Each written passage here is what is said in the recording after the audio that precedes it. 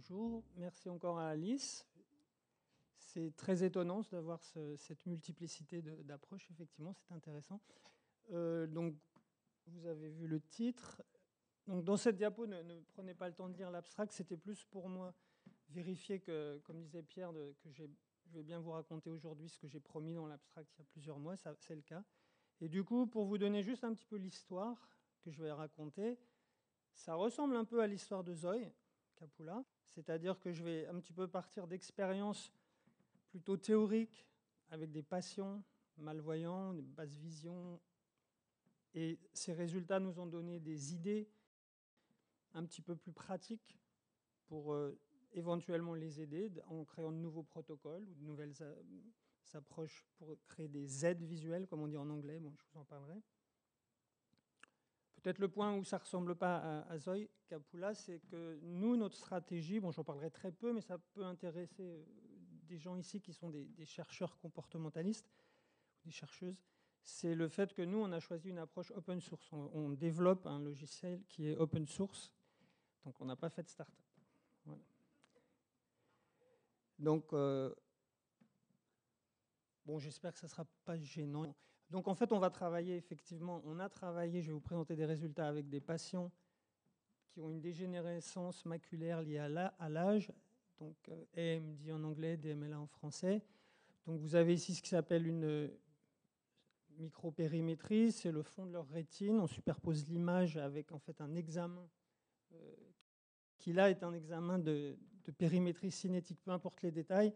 Vous avez la position de la fovea qui n'est plus fonctionnelle, elle est aveugle et les traits rouges indiquent la taille et la forme du scotome maculaire, puisque ces patients en fait sont aveugles en vision centrale. C'est-à-dire qu'à chaque fois que vous voulez regarder mon visage, si vous avez un scotome maculaire, vous êtes obligé de porter votre regard à côté de mon visage pour essayer de percevoir mon visage en vision excentrée. Voilà, donc du coup, pour résumer leurs problèmes, donc ils doivent utiliser par exemple pour traiter la croix, ils doivent se positionner sur une zone rétinienne qui n'est pas la fovea. Et en fait, on a coutume de dire que ce qui est important pour ces patients, enfin de souligner, c'est qu'en fait, il leur reste une immense zone résiduelle de vision fonctionnelle. Alors bien sûr, on sait, par des décennies de travaux psychophysiques, que les caractéristiques... Je suis psychophysicien à la base, donc bon, enfin, ça vous dit peut-être rien. Du coup, enfin, c'est pour dire qu'il y a beaucoup de travaux de psychophysique qui ont caractérisé notamment les caractéristiques, hein, c'est redondant, de la vision périphérique par rapport à la vision fovéale et maculaire. Donc du coup, l'idée, c'est comment allons-nous utiliser, enfin, allons-nous apprendre aux patients ou les aider à utiliser cette vision résiduelle. Alors là, ce n'était pas pour te faire plaisir, Zoé. Il se trouve que plusieurs fois dans mes talks, j'ai montré cette image qui est tirée d'un de tes papiers, parce qu'il n'y en a pas tant que ça, en fait. J'étais tombé dessus. Donc en tout cas, les patients, dans des études assez nombreuses, se plaignent vraiment, c'est-à-dire c'est des questionnaires psychologiques, se plaignent très clairement de leurs difficultés ou de leur incapacité à lire, et aussi à de reconnaître les visages.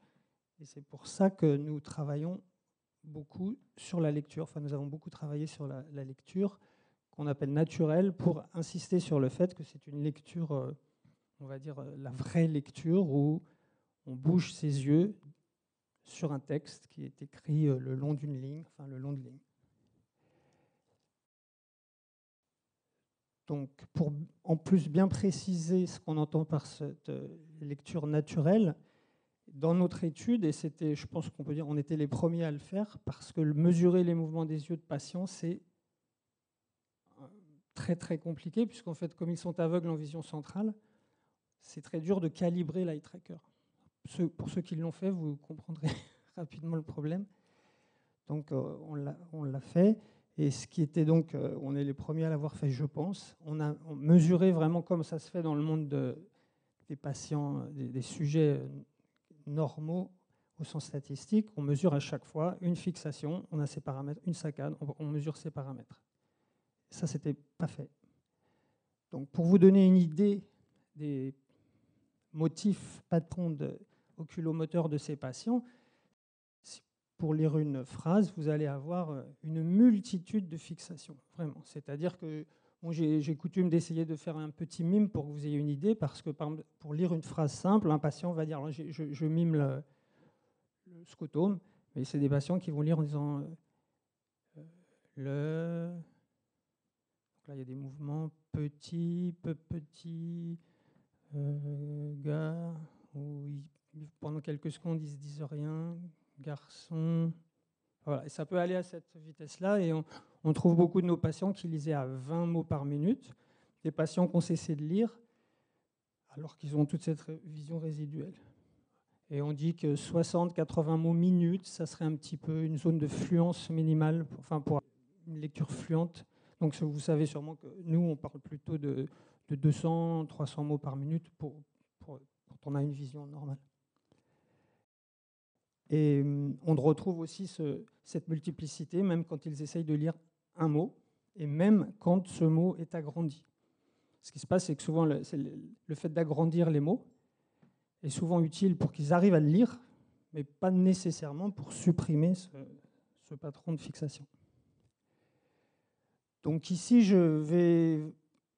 la question théorique que nous avons abordée, c'est est-ce qu'on peut trouver un lien théorique entre ce qu'on pourrait appeler des motifs un petit peu erratiques, comme on dit en anglais, enfin un petit peu, c'est le bazar pour un scientifique de voir ça. Est-ce qu'on peut le relier à quelque chose? Surtout par rapport à ce qu'on sait des études d'oculomotricité sur la lecture dont Zoé nous a parlé.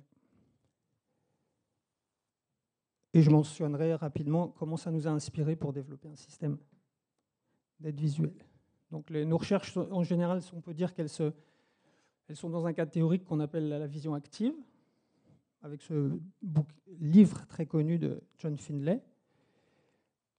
Je le résume un petit peu en disant que cette vision active, on peut la concevoir comme présentant 3 étapes. Une étape locale, ce sont plutôt des mots qui, peu importe, c'est plus pour la clarté de ce que je vais expliquer. Une étape globale et une étape d'intégration. Alors je précise un petit peu.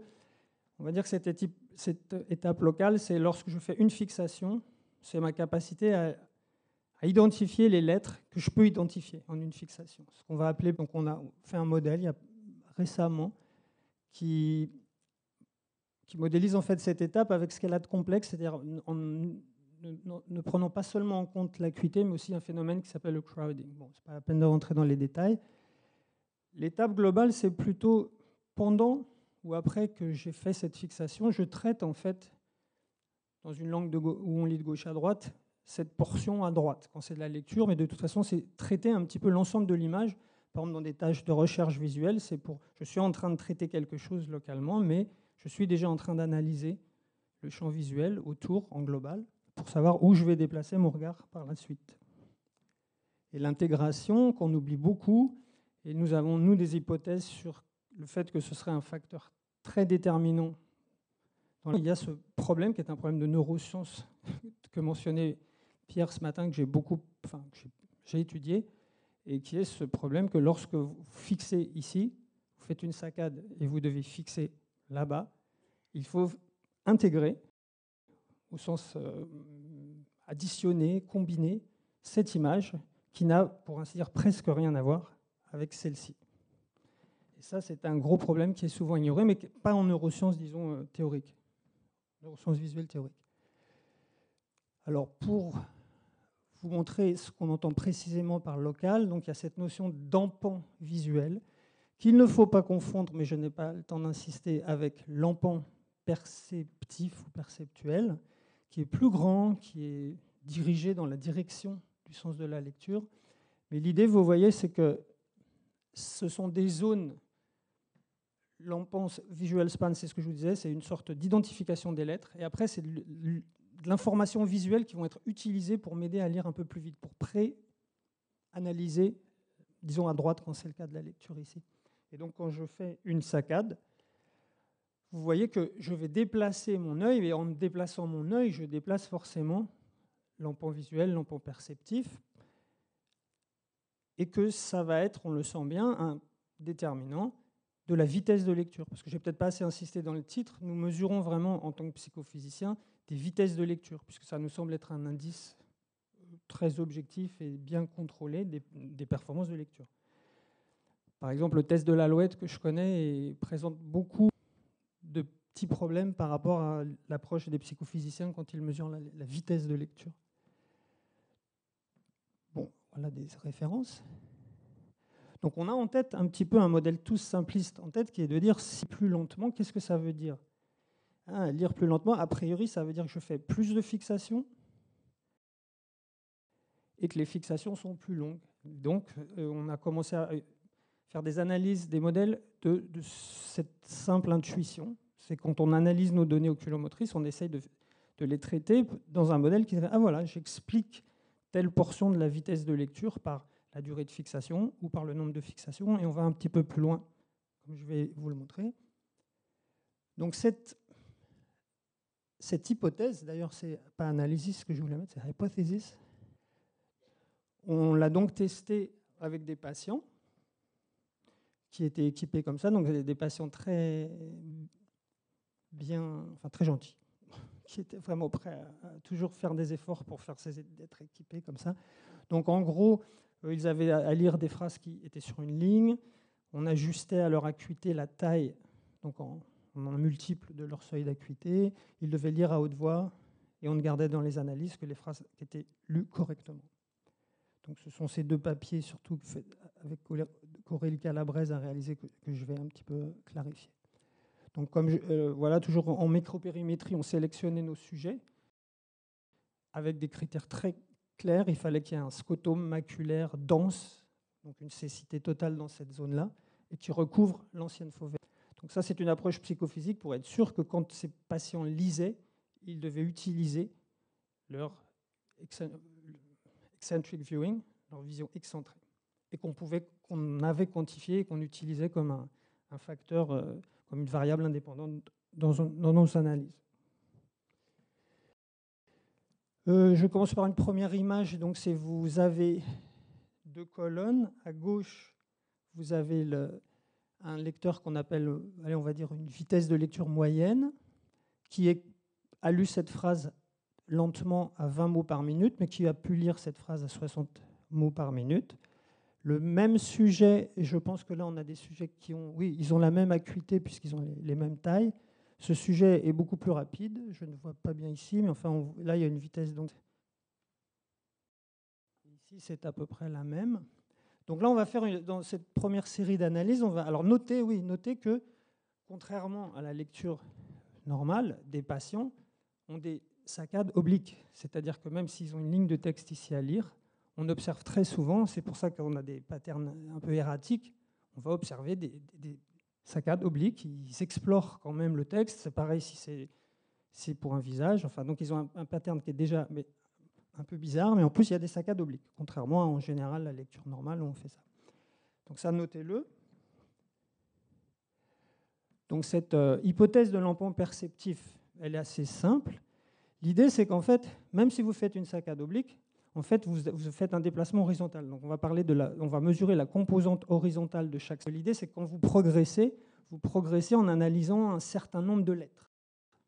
Donc, même si vous faites des saccades en arrière, backward saccades, quand vous repartez, l'idée, c'est que, alors ça pourrait être grande ou une petite saccade, mais vous allez remesurer encore la composante horizontale, etc.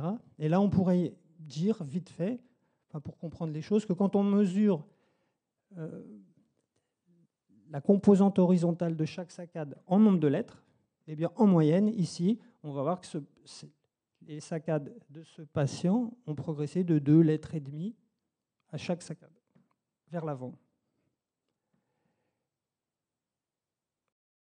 Donc il y avait eu très peu d'études, et la nôtre a vraiment, disons, rendu non ambigu la réponse. Tous les autres n'avaient pas mesuré, en fait, chaque saccade et chaque fixation. Je peux expliquer après pour comment c'était possible. Donc vous voyez que du coup, l'hypothèse, elle est simple. Si vous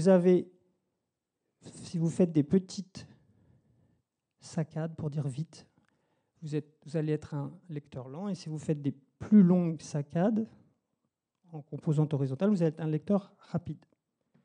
Donc les résultats que nous avions trouvés ont confirmé le fait que c'est ce qui déterminait vraiment les variations de vitesse de lecture. Et dans cette idée, c'est que cette variable que j'ai appelée la LFS reflète en fait l'activité, c'est un construct d'un grand perceptif qui n'est pas mesuré directement. Il dérive de cette progression des saccades. Voilà, donc ça a été une première série d'exemples d'analyse. Alors ça peut vous sembler simple, mais vraiment avec des patients, ça a été très compliqué, très long d'arriver à cette conclusion un peu bien établie. Enfin, c'est ce qu'on pense maintenant. Ça, c'est une composante assez claire. Maintenant, je vais vous parler de l'analyse des fixations de saccades, et c'est surtout cette expérience qui nous a donné des idées pour la suite en termes d'aide visuelle. Donc vous voyez les mêmes données, mais cette fois-ci, ce sont les fixations représentées par les cercles, donc vous avez les mêmes patterns. Mais ce que vous remarquez à l'œil, très rapidement, c'est que surtout quand la lecture est lente, vous avez des amas de fixations.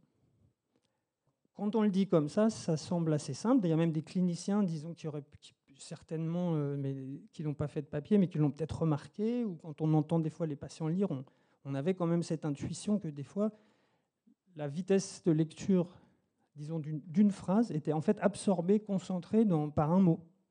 Et ça, c'est un résultat important parce que quelques chercheurs d'avant disaient que c'était plutôt la lecture, c'était uniquement ce perceptual span. C'est-à-dire qu'en fait, même si les patients étaient censés, dans cette analyse-là, dans ce modèle, progresser, mais régulièrement. Un peu comme ce qui se passe quand ce patient lit, mais là, vite.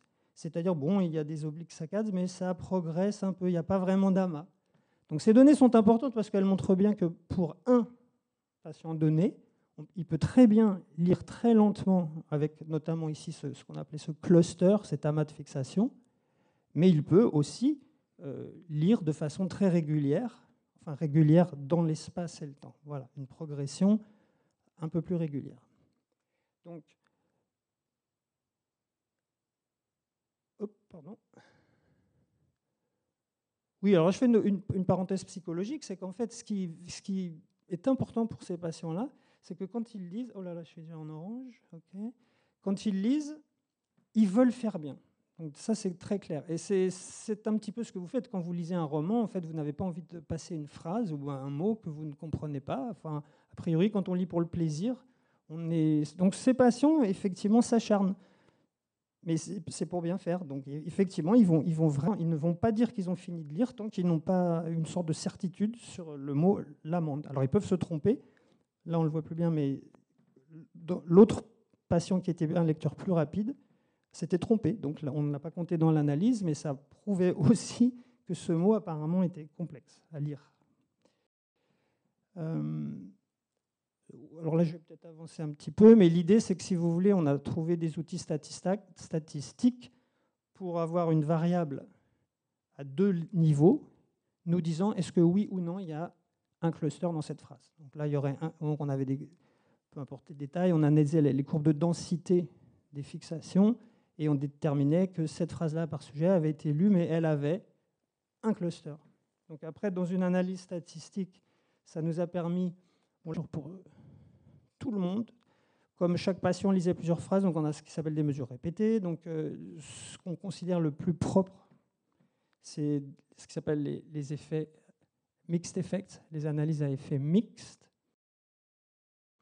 qui traitent très très bien les mesures répétées, ce que ne font pas vraiment bien les ANOVA, qui ne devraient plus être vraiment utilisés. Mais bon. Et là, ce qu'on voit, c'est que donc on a un effet extrêmement fort, très très clair, c'est-à-dire que la vitesse de lecture est beaucoup plus basse. Donc ce sont les points de cette couleur-là quand il n'y a pas de cluster. Enfin, c'est presque intuitif, mais enfin, sauf que... Et là encore, vous voyez, le fait d'avoir trouvé une petite façon statistique de dire oui ou non il y a un cluster, c'est qu'il n'y a pas d'intervention arbitraire du scientifique. Ça se fait vraiment par l'analyse uniquement. Et par contre, si vous essayez de retrouver l'effet du perceptual span, qui est en abscisse ici, alors en faisant une petite régression vite fait, on se dit « Ah si, l'effet est encore là », mais on peut se demander si cet effet est encore présent, notamment ici, pour les phrases où il y a un cluster. Donc on pourrait se dire « Ah là, mais quand il y a un cluster, en fait, on ne retrouve plus vraiment cette sorte de progression moyenne, donc l'effet du perceptual span. » Et en fait, si. Donc voilà, un effet une analyse à effet mixte montre que non seulement il y a bien 2 effets statistiques indépendants et pas d'interaction. Donc pas d'interaction, c'est-à-dire qu'il y avait bien un effet de Purcell-Span dans les 2 cas. Donc voilà, donc ça c'est un petit peu la conclusion. C'était il y a quelques années. On a vraiment caractérisé, c'était la première fois, ces effets oculomoteurs sur la vitesse de lecture, mesurés de façon psychologique. Et en fait, qu'est-ce que nous avons fait depuis ? Donc en fait, nous avons fait des études qui étaient plutôt des preuves de concept. Et là, ce n'est pas le plus intéressant, puisque du point de vue un peu théorique de l'analyse du mouvement des yeux, je vous ai tout dit. Mais l'idée, c'est d'utiliser vraiment le fait qu'on a vraiment démontré que ces clusters de fixation avaient une cause prépondérante dans cette baisse de lecture, c'est-à-dire qu'ils s'acharnent à un moment sur des mots. Eh bien, l'idée était toute bête, c'était de dire qu'il faudrait en fait ne pas aider les patients pour tous les mots, ou de façon anisotropique, c'est-à-dire de tout agrandir, par exemple, parce que ça présente plein de problèmes de tout agrandir, une image. Donc on a développé des choses assez, qu'on va appeler des systèmes un peu intelligents pour faire des agrandissements, des augmentations locales, sans perdre le global. C'est l'idée générale. Pour développer des aides visuelles, ça vous voyez les aides visuelles optiques classiques, des aides un petit peu plus numériques. Là, je ne vais pas avoir le temps de vous développer, mais l'idée, c'est vraiment ce que je vous dis, c'est qu'à un moment, par une interaction entre le patient et ce qu'il lit, il a la possibilité de viser certaines zones, ça c'est le scotome, et de créer des augmentations et des agrandissements de cette zone ici, mais c'est transitoire, c'est-à-dire dès que je relâche le bouton, cette augmentation disparaît et je peux continuer, et si je n'ai pas besoin d'agrandissement, je continue ma lecture. Voilà, ça c'est l'idée. Alors j'ai un film, je ne sais pas si j'aurai peut-être pas le temps, ça clignote, peut-être je le ferai après, pour vous montrer à quel point quand on simule un scotome, qui est une de nos spécialités, donc là il y a un scotome simulé, et avec ce que je viens de vous montrer comme système, on a fait une preuve de concept, et ça marche extrêmement bien, c'est-à-dire l'utilisation. Là c'était pas des patients, mais ça marchait très très bien. Ce qui nous a donné envie de faire la même chose avec des patients dans des tâches d'identification de visage.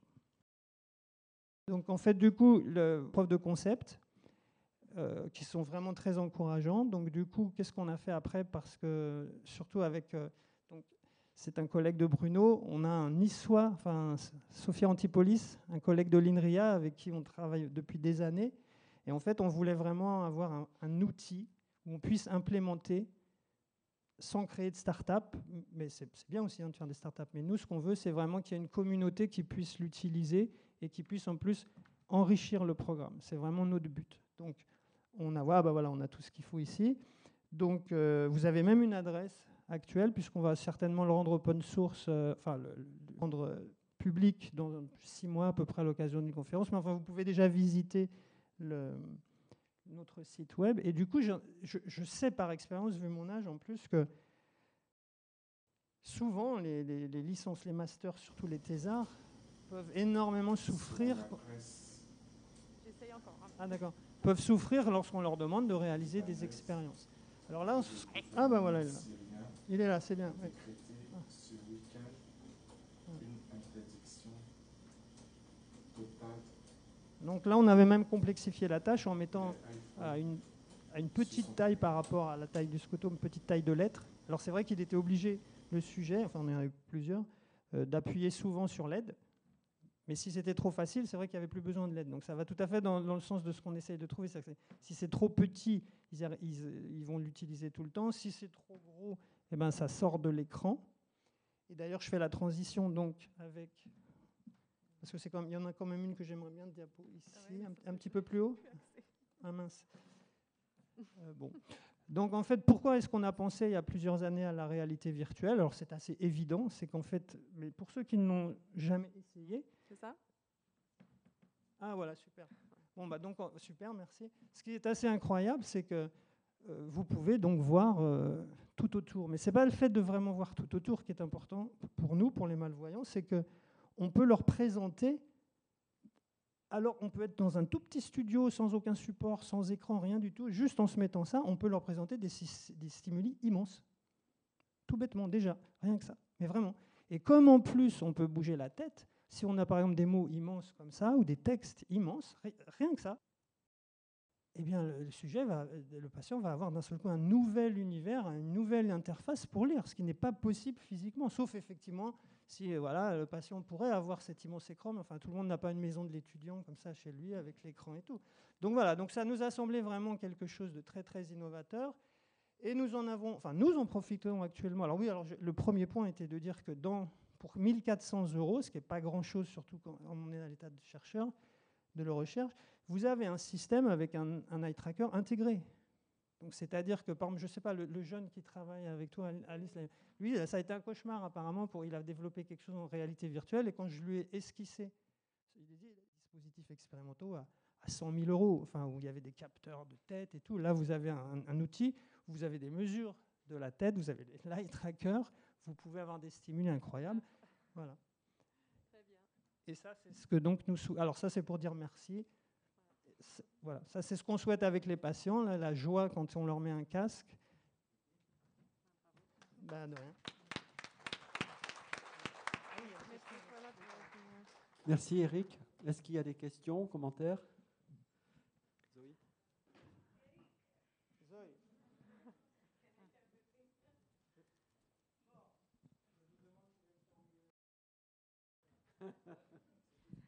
J'ai des enregistrements d'MLA. Question scientifique, j'aimerais bien savoir si la dynamique des mouvements de DMLA est normale ou pas en termes de vitesse, etc. Au plan physiologique, c'est une question que j'ai voulu étudier depuis des décennies et je n'ai pas pu. Est-ce que ces saccades suivent la norme ou pas en termes de vitesse, de durée, voilà tout ce que vous pouvez dire. Oui, par exemple. Voilà. Mais alors, je vais aussi répondre à tes provocations. Quand tu fais un logiciel open source, tu peux le mettre open source, mais quand tu fabriques un appareil pour éduquer, ça a un coût et tu ne peux pas le faire open source. Le deuxième point, ton enthousiasme pour la réalité virtuelle, ça m'interpelle beaucoup. Parce que tu connais sans doute qu'un dispositif de réalité virtuelle, c'est plein d'incohérences sensorimotrices, entre autres les conflits vergence-accommodation, et on n'a même pas le droit éthiquement d'exposer les gens diminués à des sophistications comme ça qui ne respectent même pas leur physiologie. Et la preuve, c'est que ces choses-là, on ne les tolère pas plus que 15-20 minutes quand on est en bonne santé. Donc, il faut vraiment raisonner, à mon avis, et puis rien que le mot immersion en réalité virtuelle, qui étymologiquement, ça veut dire noyer quelqu'un, alors il faut réfléchir. Qu'on puisse l'utiliser pour s'amuser, oui, mais pour passer à la clinique, il faut respecter la physiologie du patient. Donc, rester minimaliste, c'est respecter la physiologie de l'autre. D'accord. Voilà. Donc je vais répondre à tes questions, tes commentaires provocants. Donc en fait, on a bien sûr pensé à tout ça. On a déjà presque, au moins 1 an de mesures sur des patients qui passaient tous 1 heure avec le casque, sans aucun... On n'a pas encore formalisé sous un papier avec des questionnaires. Donc on a déjà cette expérience. Il y a plein de raisons qui font qu'on n'a pas du tout ce problème et on n'envisage pas du tout de l'avoir parce que nos patients sont assis. Donc on n'est pas en train de parler de... Là, je parlais de l'ouverture qu'on peut faire pour faire des expériences. Là, on peut faire tout ce qu'on veut. Mais quand c'est des patients, nous, on les assoit.